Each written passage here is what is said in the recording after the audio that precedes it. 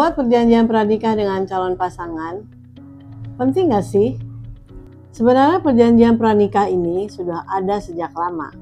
Namun, sayangnya hingga kini belum banyak calon pasangan yang melakukan perjanjian pranikah semata-mata karena percaya 100% terhadap calon pasangan.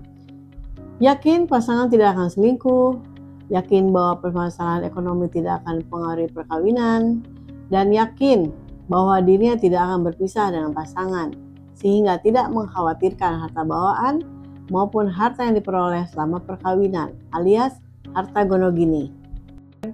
Seperti kasus yang dialami oleh Dilan Janiar, ia tidak pernah menyangka bahwa pada akhirnya sang suami akan mengkhianati dan berselingkuh darinya. Pada akhirnya rumah tangganya kandas di tengah jalan, menyisakan perselisihan yang mengakibatkan dirinya harus memberikan harta gonogini sebanyak 800 juta kepada suaminya Sapno Fiar. Disinilah peran penting dari perjanjian pranikah seperti yang disarankan oleh Dilan Janiar kepada para perempuan yang berencana ingin menikah.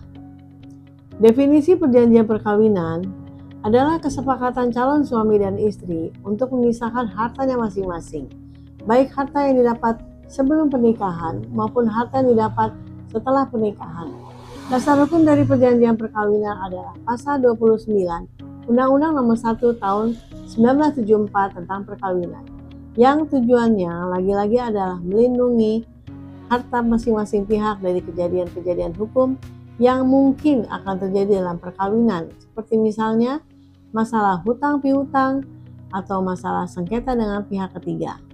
Jadi, seberapa penting perjanjian perkawinan atau yang populer dengan sebutan perjanjian pranikah? Perjanjian pranikah sangat penting, mengingat dalam perkembangan zaman sekarang, banyak terjadi kasus perselingkuhan yang sangat merugikan korban. Akibat yang sering terjadi adalah perselisihan tentang harta gonogini.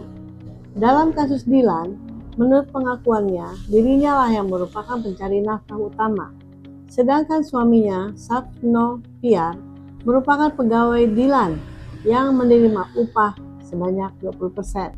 Tetapi setelah Sapno Fiar ketahuan berselingkuh, Dilan memutuskan untuk menceraikannya, dan ternyata dalam proses perceraian, Sapno menuntut harta gonogini yang nilainya fantastis. Dan melalui negosiasi, pada akhirnya Dilan memberikan sebagian dari harta gonogini tersebut. Kok sudah selingkuh malah dapat harta gonogini sih? Karena dalam Undang-Undang Nomor 1 Tahun 1974 tentang perkawinan, diatur tentang harta bersama dalam pasal 35. Apabila tidak ada perjanjian pranikah, maka akan terjadi percampuran harta suami dan istri yang disebut dengan harta gonogini. Apabila terjadi perceraian, maka harta gonogini akan dibagi menurut hukumnya masing-masing. Maka dari itu, sebaiknya para calon suami dan istri sebelum melakukan pernikahan sebaiknya mempertimbangkan untuk membuat perjanjian perkawinan atau perjanjian pranikah.